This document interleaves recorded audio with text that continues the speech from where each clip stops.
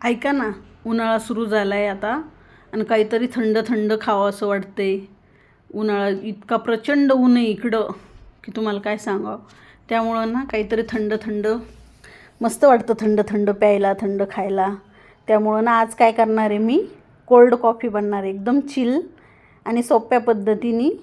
एवढं काही तामझाम न करता मी काय केलं, 2 चमचे साखर घेतली, त्यात 1 ते सव्वा चमचा कॉफी पावडर टाकले, थोडंसं कोमट पाणी टाकलं, एकदम थोडंसं अर्धा कपच्या थोडंसं कमी टाकायचं आणि ते ना आपली चाळणी असते ना चहाची, त्यांनी फेटून घ्यायचं. पण फेटायलाच थोडीशी हे लागतं काय वेळ लागतो, पण ना मस्त होती. 10 ते 15 मिनटं अशी फेटून फेस येईपर्यंत फेटायचं. त्याला बघा आता मस्त फेस येतो आहे.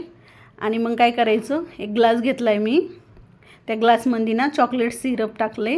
असेल तर टाका, नसेल तरी चालतं, तसं काही नाही. हे बघा चॉकलेट सिरप टाकलं आहे. त्यामध्ये आपण जी कॉफी फेटली होती का, तिचा फेस ना असं 2-2 चमचे टाकायचा.